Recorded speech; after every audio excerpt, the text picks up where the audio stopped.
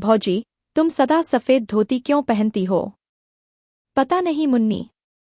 भौजी, क्या तुम्हें अम्मा रंगीन धोती नहीं पहनने देती? नहीं मुन्नी, शायद मेरी किस्मत ही नहीं पहनने देती, अम्मा भी क्या करें। किस्मत कौन है भौजी? क्या वह भी अम्मा की तरह तुमसे लड़ा करती है और गालियां देती है? 7 साल की मुन्नी ने किशोरी के गले में बाहें डालकर पीठ पर झूलते हुए पूछा, भौजी किस्मत कौन है और कहाँ रहती है, जरा मुझे भी बता दो। सिल पर का पिसा हुआ मसाला कटोरी में उठाते हुए किशोरी ने एक ठंडी सांस ली, बोली, किस्मत कहाँ है मुन्नी, क्या बताऊं? आंचल से आंसू पोंछकर किशोरी ने तरकारी बघाड़ दी। खाना तैयार होने में अभी आधे घंटे की देर थी। इसी समय मुन्नी की माँ गरजती हुई चौके में आई, बोली, 10, साढ़े 10 बज रहे हैं, अभी तक खाना भी नहीं बना। बच्चे क्या भूखे ही स्कूल चले जाएंगे? बाप रे बाप, मैं तो इस कुलच्छनी से हैरान हो गई। घर में ऐसा कौन सा भारी काम है जो समय पर खाना भी नहीं तैयार होता है? दुनिया में सभी औरतें काम करती हैं, या तू ही अनोखी काम करने वाली है? एक सांस में मुन्नी की माँ इतनी बातें कह गईं और पटा बिछाकर चौके में बैठ गईं। किशोरी ने डरते डरते कहा, अम्मा जी, अभी तो 9 ही बजे हैं, आधे घंटे में सब तैयार हो जाता है, तुम क्यों तकलीफ करती हो? चिमटा खींच कर किशोरी को मारती हुई सास बोली, तू सच्ची और मैं झूठी? 10 बार रांड से कह दिया कि जबान न लड़ाया कर, पर मुंह चलाए ही चली जाती है। तू भला किस घमंड में है? तेरे सरीखी 50 को तो मैं उंगलियों पर नचा दूं। चल हट, निकल चौके से। आंख पोंछती हुई किशोरी चौके से बाहर हो गई। जरा सी मुन्नी अपनी माँ का यह कठोर व्यवहार विस्मय भरी आंखों से देखती रह गई। किशोरी के जाते ही वह भी चुपचाप उसके पीछे चली, किंतु तुरंत ही माता की डांट से वह लौट पड़ी। इस घर में प्रायः प्रतिदिन ही इस प्रकार होता रहता था। बच्चे खाना खाकर समय से आधा घंटा पहले ही स्कूल पहुंच गए। खाना बनाकर जब मुन्नी की माँ हाथ धो रही थी, तब उनके पति रामकिशोर मुवक्किलों से किसी प्रकार की छुट्टी पाकर घर आए। सुनसान घर देखकर बोले, बच्चे कहाँ गए सब? नथुने फुलाती हुई मुन्नी की माँ ने कहा, स्कूल गए, और कहाँ जाते?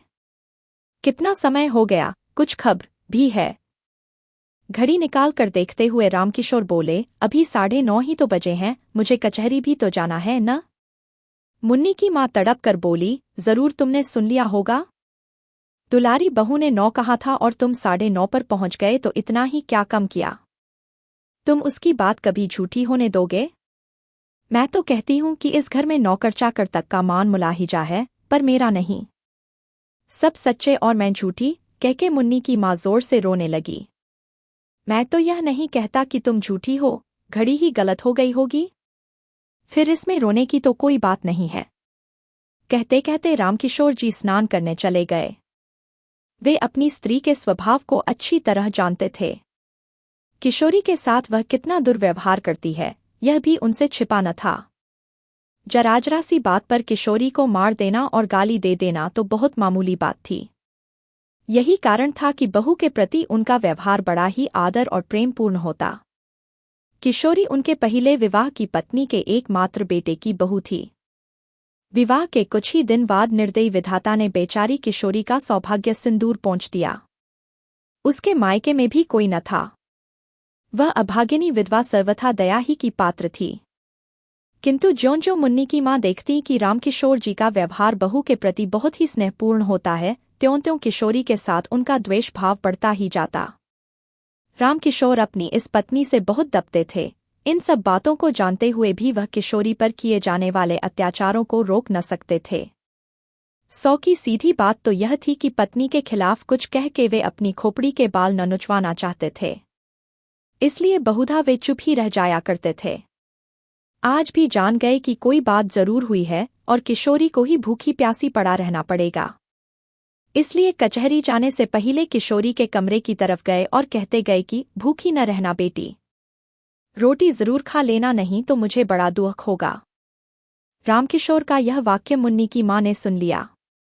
उनके सिर से पैर तक आग लग गई। मन ही मन सोचा, इस चुड़ैल पर इतना प्रेम।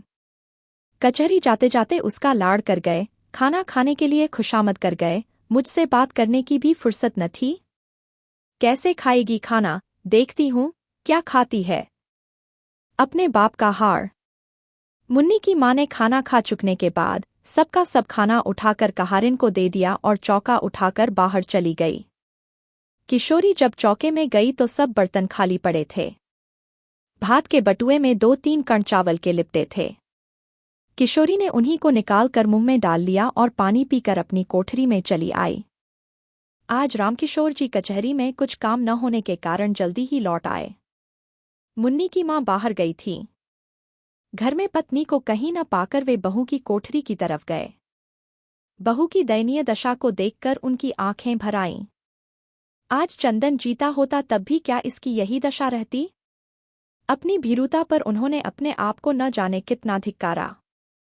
उसकी धोती कई जगह से फटकर सी जा चुकी थी। उस धोती से लज्जा निवारण भी कठिनाई से ही हो सकती थी।